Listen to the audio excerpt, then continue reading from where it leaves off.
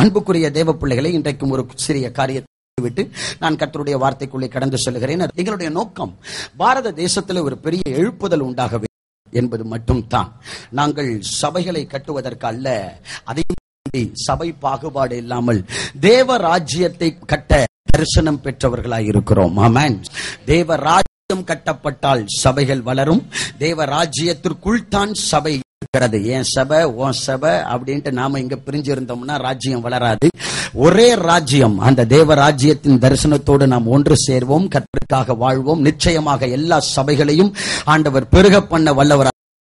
அமெரிக்க தேசத்தில் வாழ்ந்து கொண்டிருக்கிற உலகத்திலேயே மிகப்பெரிய சுவிசேஷகர் என்று சொல்லக்கூடிய பில்லி கிரஹாம், அவரை பார்த்து ஒரு நாத்திகன், ஒரு கம்யூனிஸ்ட் கட்சியை சேர்ந்த, கம்யூனிஸ்ட் கொள்கையை உடைய, அந்த கம்யூனிசத்திற்காகவே வாழ்ந்து கொண்டிருக்கிற ஒரு மனிதன் இந்த பில்லி கிரஹாமை பார்த்து ஒரு முறை இப்படி சொன்னாராம். என்ன தெரியுமா?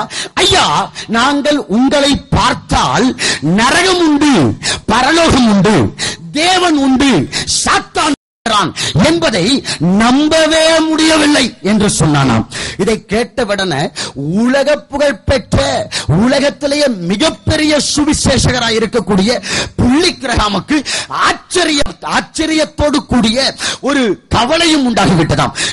என்ன பார்த்தா நரகம் இருக்கு, பரலோகம் இருக்கு, தேவன் இருக்கிறார், சாத்தான் இருக்கிறான் அப்படின்றத நம்ப முடியலையா, ஏன்பா அப்படின்னு கேட்டாராம். உடனே அவன் சொன்னானா, ஐயா, நான் ஒரு கம்யூனிஸ்டவாதி, என்னுடைய கம்யூனிசத்திற்காக, நான் நம்புகிற கம்யூனிசத்திற்காக நான் என்ன செய்கிறேன் தெரியுமா?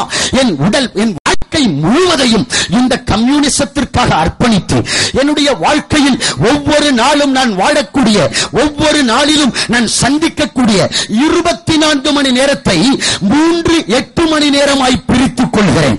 முதல் 8 மணி நேரம் கடுமையாக உழைக்கிறேன், வேர்வை சிந்தி உழைக்கிறேன், கஷ்டப்பட்டு பணம் சம்பாதிக்கிறேன். கர்த்தருக்கு ஸ்தோத்திரம்.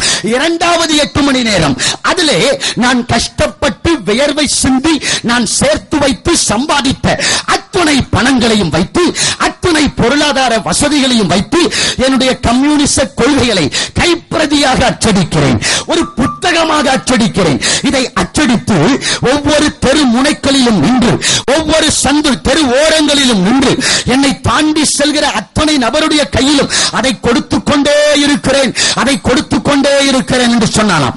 அடுத்தது 3வது 8 மணி நேரம் என் வாழ்க்கையில் ஒவ்வொரு நாளும் நான் சந்திக்கிற அந்த 3வது 8 மணி நேரத்தில் நான் என்ன செய்கிறேன் தெரியுமா? என் வாழ்க்கையிலே எனக்கு ஓய்வுக்காக என் படுக்கை அறைக்கு சென்று நான் படுத்து உறங்குகிறேன்.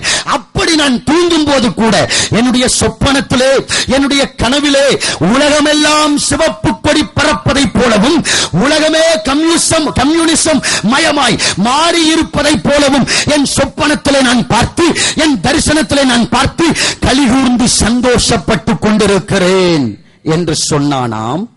அப்படி அவன் சொல்லிவிட்டு பில்லி கிரஹாமை பார்த்து மறுபடியும் பேசத் தொடங்கினான். அவன் சொன்ன அடுத்த வார்த்தை, ஐயா, ஒருவேளை நீங்கள் சொல்லுகிற தெய்வம் உண்டென்று நான் ஒத்துக்கொண்டால், சாத்தான் உண்டென்று நான் விசுவாசித்தால், நீங்கள் சொல்லுகிற பரலோகம், நீங்கள் சொல்லுகிற நரகம் என்கிற ஒரு இடம் இருக்கிறது என்பதை நான் நம்பி ஏற்றுக்கொண்டால், அப்போ நான் என்ன செய்வேன் அப்படின்றதையும் சொல்றேன் கேளுங்க அப்படின்னு சொன்னானா. என் உடல், பொருள், ஆவி அத்துணையையும் அந்த தெய்வத்திற்காக, அந்த தேவனுக்காக நான் அர்ப்பணித்து, என் வாழ்க்கை முழுவதையும் இந்த சத்தியத்திற்காக நான் சமர்ப்பித்து, ஒவ்வொரு ரோடா போய், ஒவ்வொரு வீடா போய், ஐயா, நரகம் என்கிற ஒரு இடம் உண்டு, அம்மா, நரகம் என்கிற, பரலோகம் என்கிற ஒரு இடம் உண்டு. இந்த நரகத்திற்கு தப்பிக்க வேண்டுமானால், இந்த பரலோக ராஜ்யத்திற்குள்ளே நுழைய வேண்டுமானால் அதற்கு ஒரே ஒரு வழித்தான் உண்டு. அந்த வழி இயேசு, அந்த வழி இயேசு என்று நான் சொல்லாமல் இருக்க மாட்டேன். அப்படி நான் சொல்ல, நான் கடந்து போகிற பாதையெல்லாம் கல்லும் முள்ளும், கர்த்தருக்கு ஸ்தோத்திரம், உடைந்த கண்ணாடி துண்டுகளும் பீங்கான் துண்டுகளும் காணப்பட்டாலும், அதிலே நான் நடந்து போய் சொன்னாலும் என் கால்கள் எல்லாம் கிழிந்து ரத்தம் சொட்ட சொட்ட இனி ஒரு அடிக்கூடம் என்னால் எடுத்து வைக்க முடியாது என்கிற நிலை ஏற்பட்டாலும் அப்பவும் நான் சும்மா இருக்க மாட்டேன். நான் என்ன செய்வேன் தெரியுமா? 2 முழங்கு, என்னுடைய 2 கைகளையும் காலாக பயன்படுத்த முழங்கால் படியிட்டு என் கைகளை ஊன்றி தவழ்ந்தாவது ஒவ்வொரு வீட்டிற்கும் சென்று அந்த வீட்டு கதவுகளை தட்டி என்னை சந்திக்கிற ஒவ்வொரு நபரையும் பார்த்து, அம்மா, நரகம் என்கிற ஒரு இடம் உண்டு, ஐயா, பரலோகம் என்கிற இடம் உண்டு. இந்த நரகத்திற்கு தப்பிக்க வேண்டுமானால், அந்த பரலோக ராஜ்யத்திற்குள்ளே போக வேண்டுமானால் அதற்கு ஒரே ஒரு வழிதான் உண்டு. அந்த வழி இயேசு கிறிஸ்து தான் என்று நான் சொல்லாமல் இருக்க மாட்டேன் என்று சொன்னானாம். ஆமென். ஒரு கம்யூனிஸ்டுக்காரனுக்கு இவ்வளவு வைராக்கியம் இருக்குமானால், இயேசு கிறிஸ்துவின் இரத்தத்தினால் கழுவப்பட்டு அவருடைய வசனத்தினால் பரிசுத்தமாக்கப்பட்டு பரலோக நம்பிக்கையோடு வாழ்ந்து கொண்டிருக்கிறார். அவர் எப்போது வந்தாலும் அவரை நான் சந்திப்பேன் என்கிற நம்பிக்கையோடு வாழ்ந்து கொண்டிருக்கிறார். அவருக்கு பிள்ளைகள் நாங்கள் என்று மார்த்தட்டி சொல்லிக் கொண்டிருக்கிறார். நமக்கு எவ்வளவு பெரிய வைராக்கியம் இருக்க வேண்டும். நீங்க என்ன செய்ய போறீங்க பிரதர்? நீங்க என்ன செய்ய போறீங்க சிஸ்டர்? இந்த கம்யூனிஸ்டுக்காரனுக்குள்ள இருக்கிற வெறித்தனத்தை விட, வைராக்கியத்தை விட, நீங்க இயேசுவுக்கு பிள்ளைங்க உண்மையானா ஏதாவது செய்யணும். ஆண்டவருக்காக, தேவ ராஜ்யத்திற்காக ஏதாவது செய்ய வேண்டும். ஆமென். கர்த்தருக்கு ஸ்தோத்திரம்.